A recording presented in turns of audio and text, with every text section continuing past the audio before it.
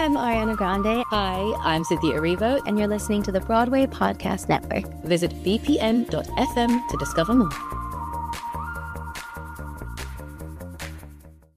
Hey, I'm Jared Loftin. Welcome to the Theater Podcast with Alan Seals. Some girls go out with pants that cling. You won't leave home without your purity ring. You don't tempt fate with spaghetti straps. You're a girl who keeps it all under wraps. 'Cause modest is hottest underneath it all, safe and suspended. Modest is Hey, theater lovers, Alan Seals here, and I'm back with another all-new exciting episode of the Theater Podcast. This is episode 3 of 4 of the Teeth the Musical Takeover here on the pod. This one with Jared Loftin, who has a truly interesting character within the show. And something interesting he told me is how he gets such a thrill from watching the audience's shift from rooting for his character to actually literally gasping during his shocking turn, all while reflecting on the unique journey of developing teeth over the years. Want to know what I'm talking about? You gotta go see the show. I'm not going to spoil this one for you. We also talk about the unexpected opportunities COVID brought to his career and the surprising challenges of acting during a pandemic. This conversation is full of humor, insight, maybe even a little inspiration for you. So don't forget to follow the podcast on socials and check Spotify and Patreon for the video versions of this episode. And now everyone, please enjoy this episode with Jared Loftin. My throat is dry and I can't get air and I don't know why, but this word is there.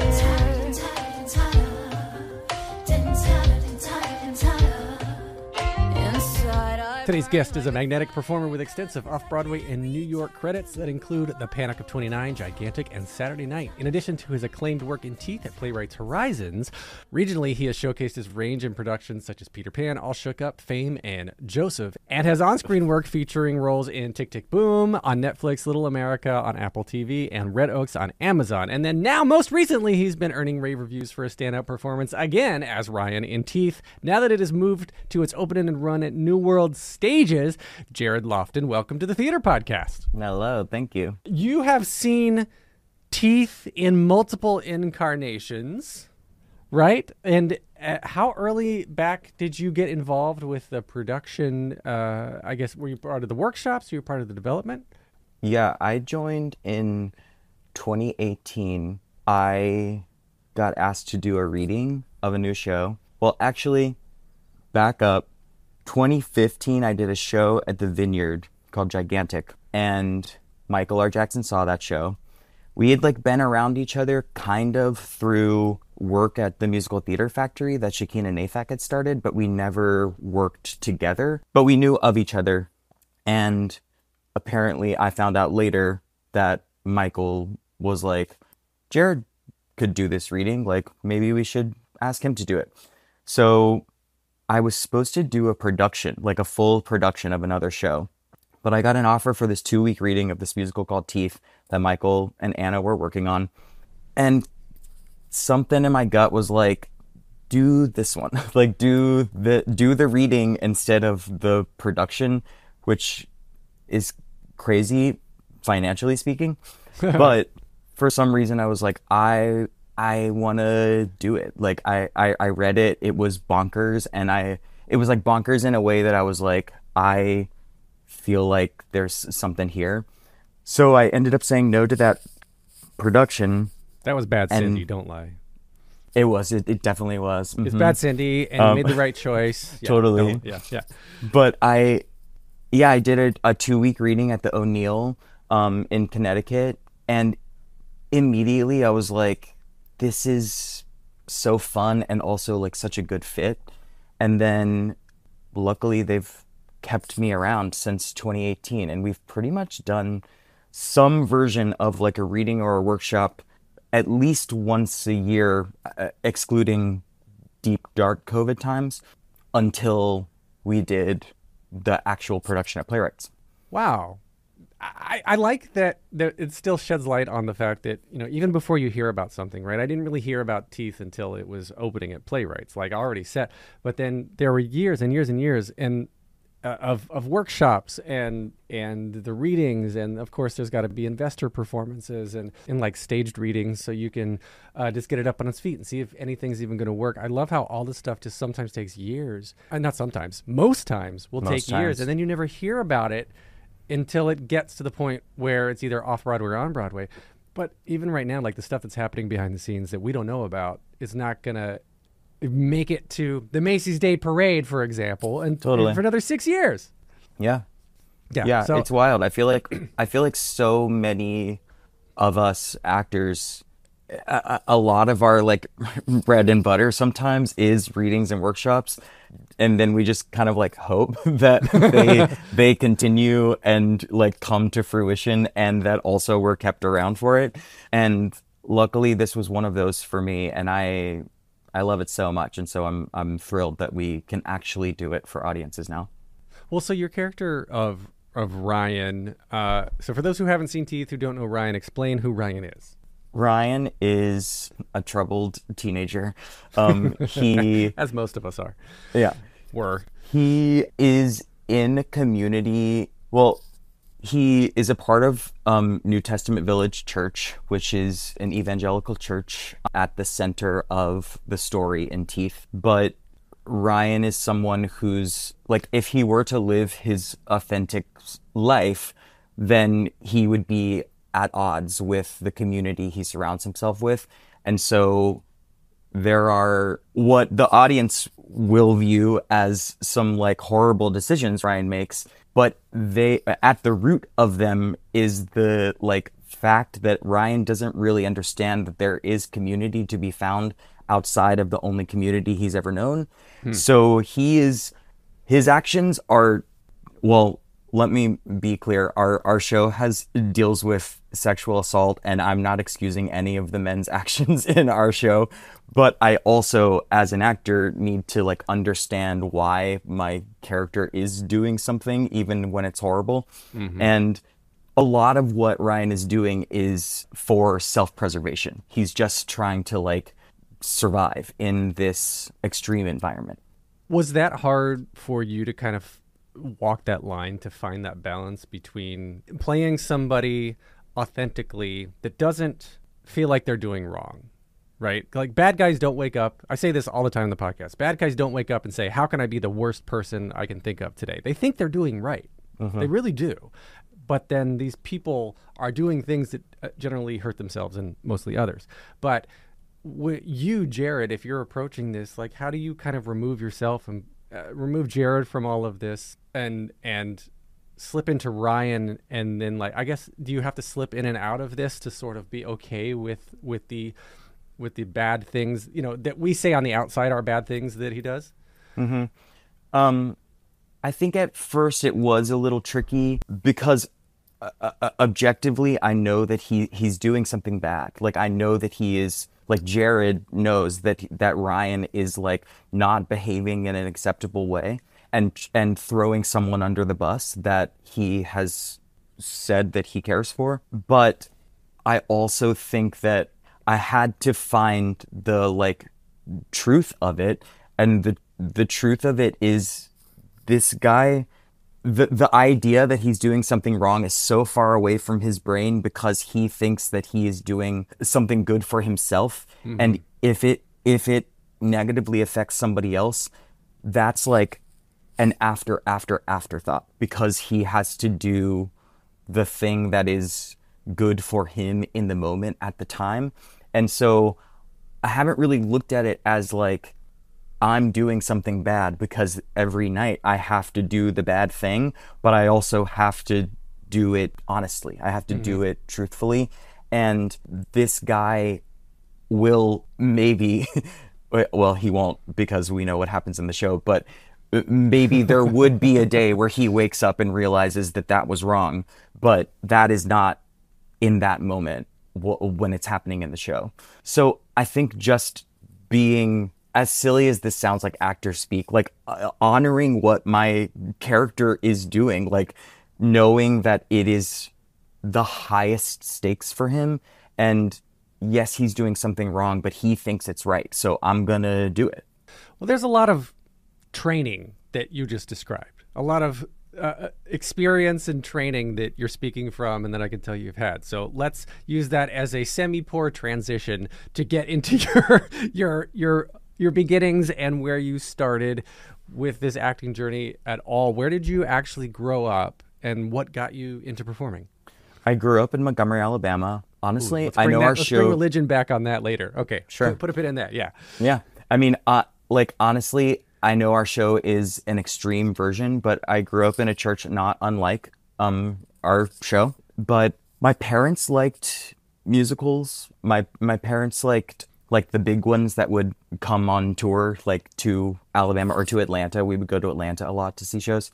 So I was exposed to theater from a young age, and also I had cast albums that my parents had, and I listened to them, and I was like, whoa, this is something that I like. And then because my parents are also very musical, and so because I was like expressing interest in that, they were kind of helping to foster those talents. And so I started going to arts magnet schools from a very young age. I started going from elementary school on. And then in high school, I had two teachers, Miss Dixon and Mr. Foster. Mr. Foster recently passed away. But both of them were kind of like the people who said, like, people actually do this with their lives. Like, you can make a career of this, because it was just a fun thing that I really liked to do my whole life.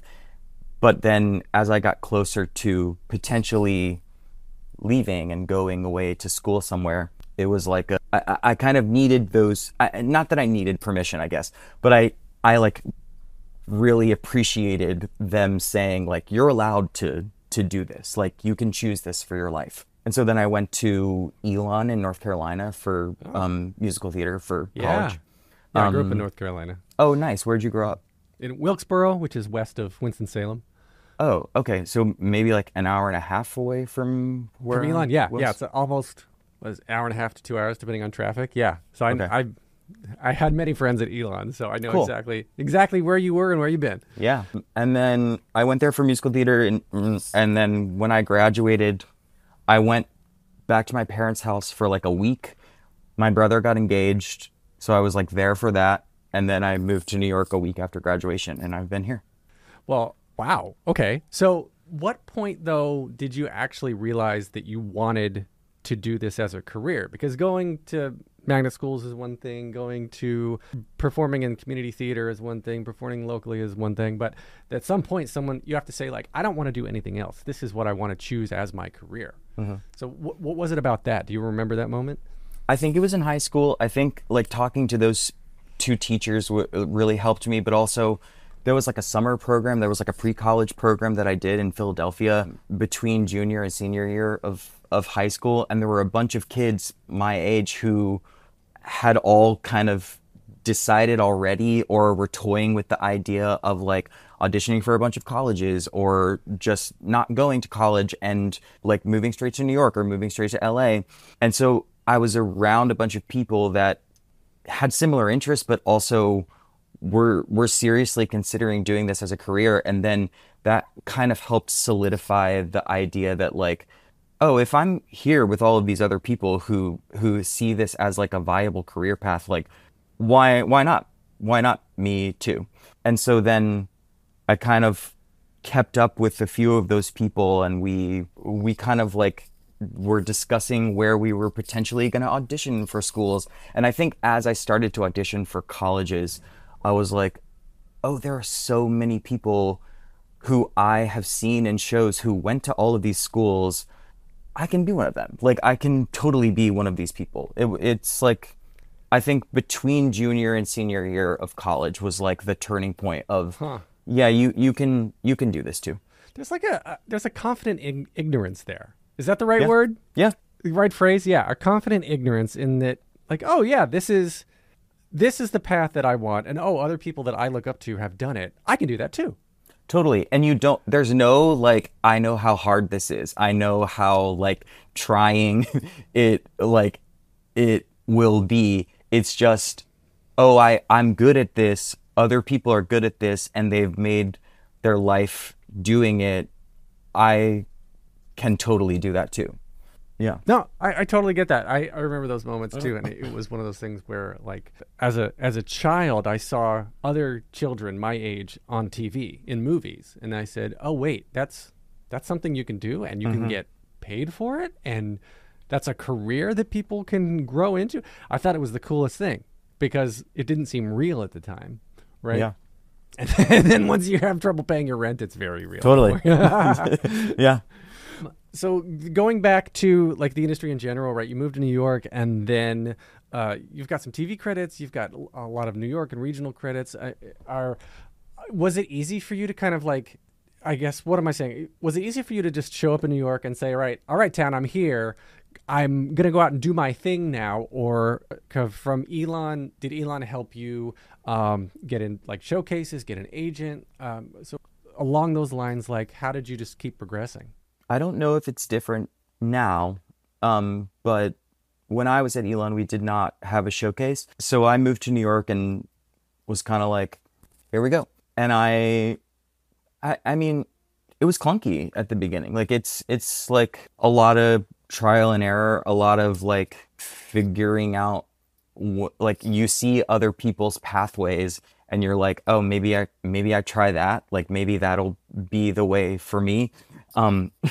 Most of them aren't because you kind of have to find your own way. I think I'm not really even sure. I don't know if I can pinpoint the exact like way in, but I started finding myself getting asked to do a lot of new work, like a lot of readings for new musicals. And I think that that's where I have continued to work. And so I think that there was like a little cohort of us who were kind of popping up in the same rooms over and over again. And then a composer or a director likes working with you and they ask you to do their next projects. And so you keep meeting more people from the next reading or the next workshop. And then it kind of grows into, and now we're doing this production. Do you want to do this production? And so I do think there is luck involved, certainly for like any job that happens, but I also think that I like was able to be a person that showed up and did my work and people like to be around, and so I got asked to come back. And so I don't think that it was like, it certainly wasn't like a smooth transition. There was like a lot of time of I don't know what I'm doing, but I'm gonna try something. And then something wouldn't work and I would try the next thing. And then because of whatever reason, the ball started to roll. But yeah, it definitely wasn't without its challenges. Well, I suspect nothing in New York is without its challenges. Just walking to the corner. You're like spending $20. Yeah, right.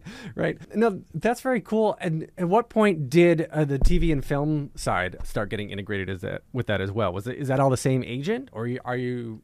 Was it COVID that sort of was like, hey, I can audition at home now? I have to be a lighting director and a director of photography in addition to an actor. I had done some stuff before COVID, so it's the TV and film stuff has been like much more infrequent than theater. It's just kind of been like peppered throughout. It's certainly something I would love to do more of, but it's kind of just like you also get auditions for film and TV as you're auditioning for theater stuff. And so some of them work out and then you do a couple TV shows here and there. Tick Tick Boom did happen during COVID. Right. I had done like a table read of the movie maybe like a year before the world shut down, maybe a little before that.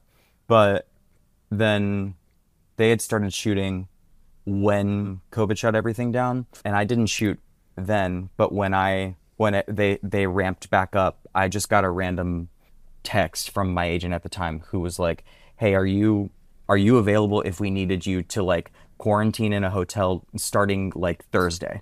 And I was like, "Yeah." So I like lived in a hotel for like 9 days before I could shoot anything because it was like before vaccines, before anything. But yeah, the TV and film stuff has kind of been like here and there. everything I did was inside. And it was like we were shooting in late October, early November 2020. Of 2020. Yeah. We were like shooting on election day. And yeah, we were inside, but there were so many rules about what was safe and what was not safe. We had to take like a class from Netflix to be like, are we doing this right? And every time they called cut, the windows to the room would be open, so then we were freezing, so then we all would like wear coats and wear masks and also wear face shields, so we had to be like touched up constantly because we were constantly wearing masks. But I mean, it worked and we made a successful movie, so that was cool. Wow, I wouldn't have known at all, I guess. Yeah. That's what I remember. Yeah, 2020 and there were so many things in progress. Tick Tick Boom was one of the things that shut down. Of course, the Wicked movie was like I think that was filming in the time, and that got shut down. And the Prom movie was like 3 days from completion, from totally wrapping. Oh, whoa. And then they had to shut down and wait months before they came back. Yeah, that was weird. And so as somebody in your position at the time in New York, you're coming there, your career is just starting to take off, and then the whole industry, like the rug just gets yanked out from under you. Like, what was that moment like? It was rough. I mean, it was dark. I think the only thing that made it even kind of bearable was that we all were going through it at the same time. Like everybody, no matter what like stage of their career, we all were on pause. So even if I felt like I was just about to start cruising, or like even if somebody was like, oh, I'm killing it right now, like nobody could do anything. And so there was a sense to me of like, we have to have each other because like there's no other option. Like we truly cannot do anything. So there were so many like Zoom readings of a play that are like so clunky and rough, but also we needed community, we needed art, and that was the only way that we could do it. And so honestly, when I got the text about doing Tick Tick Boom, I was like, oh, I'm so relieved that like anything can happen at all in this dark time. But I did a lot of those Zoom readings of plays, for sure. Don't go anywhere. We'll be right back after this break. Welcome back to the episode.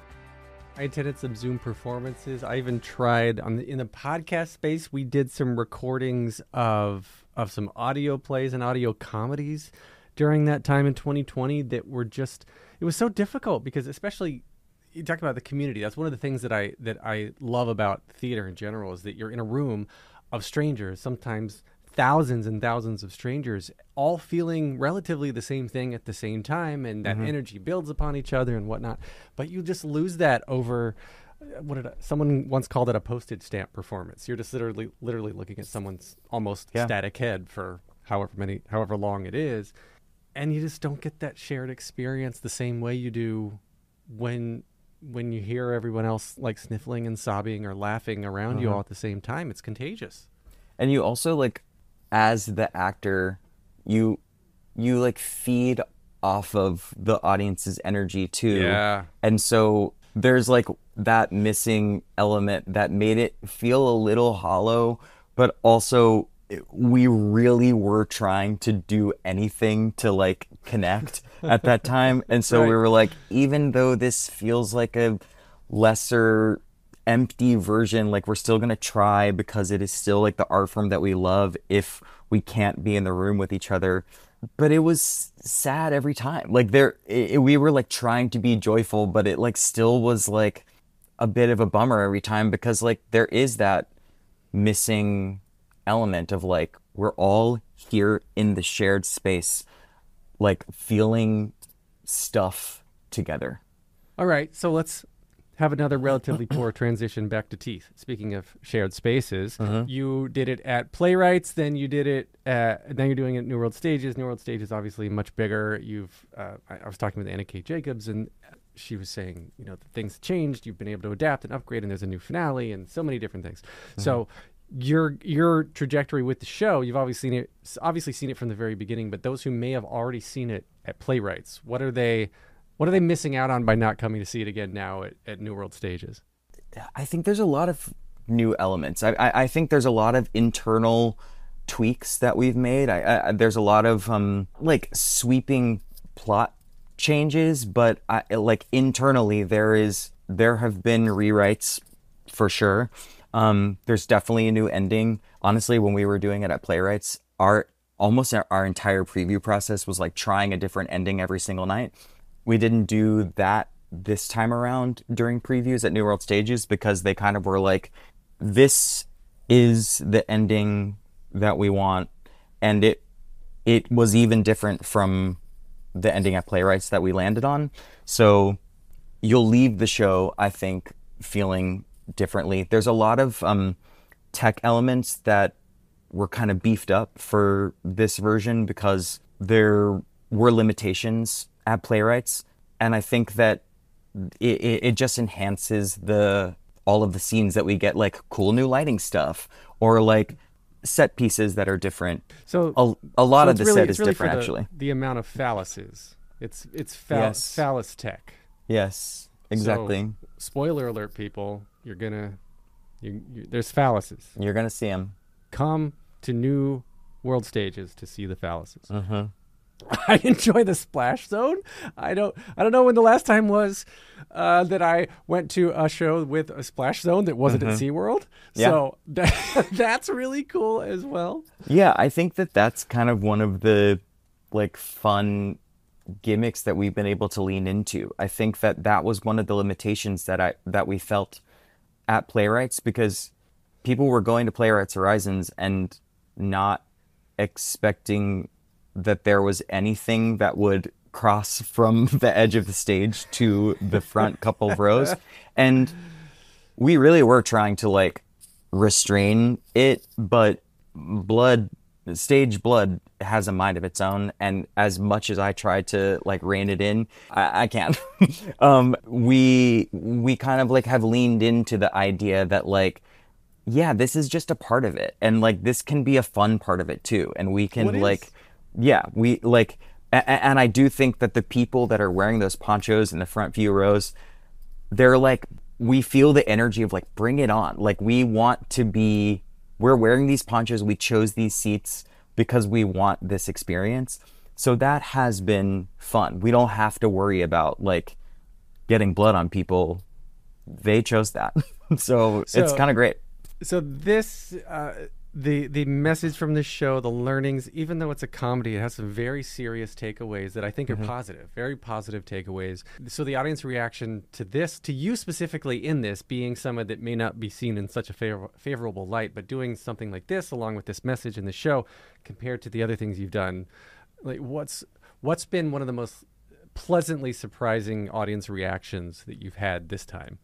I think that I get lucky in a lot of people do some really heinous stuff in our show, guys, and my character for a long time has the audience on his side, and so I think that it's really fun to feel like they're rooting for you, and then you get a turn, like you get to like betray them.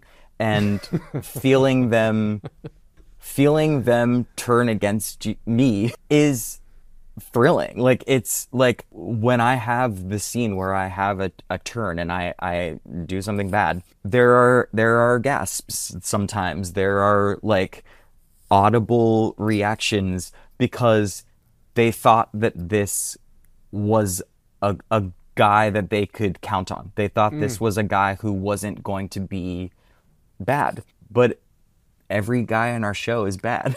And like that's I think the most fun because then my bad stuff launches Dawn, Elise's character, into like becoming a monster, and it's really fun to like be the person to activate that. That's fun to be the catalyst. Yeah, to get to play with the audience like that again. Like feeling the audience is always the last character that you add to any production. And it's always at the end of rehearsal, and you've always got to adjust because you're getting laughs where you didn't expect them and not getting laughs where you did, or cries or gasps or whatnot. And I'd love, you're right, I've been there, just to feel that energy shift when you still got the audience with you, but all of a sudden they want to throw tomatoes at you instead of give you hugs. And because spoiler, when she kills me, and so they're watching them or feeling them root for her to kill me is extreme, but also is so fun because it is like, I've earned it. Like, I've earned the bad energy that I'm receiving. I've earned the revenge. That's a positive affirmation. It's a validation that you're doing well in your role. Yeah, it feels good because I'm like, oh, I got them. I was successful in getting them to the point of like them hating me enough to want me to die. They care. They care one way or another, and that's Totally. what you want. You want to care about your characters, whether positively or negatively. Yeah. I get that. I totally get that. I respect that. And congratulations, because that's a Thank you fun so turn. Okay, so we're going to play Plot in 60 Seconds as we wrap up this conversation here. Okay. Your face just dropped. Wait, I'm like, what? I say the plot of something? Of Teeth? You're like, no one told me about this. 60 seconds up on your screen here, right? You see 60 seconds. So I have a list of 16 popular musicals that hopefully you should know. One of them, actually several of them you've been in. So, yeah. So then you give me a number 1 through 16. It will correspond to a show on my list. And then you have 60 seconds or less to give me that plot. Just a fun game. If you don't know it, make it up. Perfect. 11. All right. Oh, okay. 11 corresponds to one of our most popular shows right now in both stage and screen. Wicked. Go. 60 seconds remaining. Okay. A girl goes to college. She's different. People make her feel bad for being different, although her 45 differences seconds remaining. perhaps are her superpower. The person who has been rude to her becomes one of her allies, and they go, or her talents get her a visit with the 30 wizard. seconds remaining. The wizard is someone she thought she would be working with in a positive way. Turns out he's bad, so then that alters her life's trajectory. She becomes public 15 enemy number seconds 1 remaining. because she defies the wizard, and she spends the rest of her life trying to right his wrongs. 5, 4, that was bad. 3, Was there any mention of witches? 1. I don't think. They were girls. No, they were girls. They went to college. They're witches. Good. Okay, I'll take it. Okay, that was solid C+ there. Maybe Yikes. C-. Okay. All right. So closing standard. 3 questions I ask everyone to wrap up the episodes. The first one just simply is, what motivates you? I don't know. That's bad. I guess the feeling that you get when you make good art. Is that anything? I don't know. Yes. Okay. I would say it's something. The Just- you can satisfaction cut it out. of taking people on a journey, on a story. I get that. Sure. What you said. Use copy and paste. Sure. There we go. On my lips to your mouth. All right. Whoa, that sounded weird. Okay. So what advice would you give to your younger self and younger people listening now, starting out down a similar path? I would say don't be afraid. I would say just jump in. It's going to be clunky no matter what. It's going to be there's going to be challenges no matter what. So just jump in, and you're going to figure it out on the fly, because everybody has to. All right. Last question. If you can only see one show for the rest of your life, but you can see it as many times as you want, what would you see? Dreamgirls. Ooh. Okay. I'll take It's really it. good. Yeah, it is. Where can we connect with you online on social media? I have Instagram. It's jloftin2. Was there a 1? Well, it used to be my there was a 1, but it also used to be my email address for my college email that no longer exists. There was a 1 there as well, and so I was just like, that's easy. I'll just move make it on it 2. over. But is it 2 the number or TOO? to the number. Okay. Because that would have been cool if you did TOO the number. Then it's like, hey, I'm over here too. you do that right. Okay, so find him online. I'm online on Theater _podcast on Threads, Instagram, TikTok. You know the places. Find me. Leave a rating and review wherever you're listening, including Spotify. You can leave comments now on Spotify. And Jared, thank you so much. I've enjoyed chatting with you. Thank you.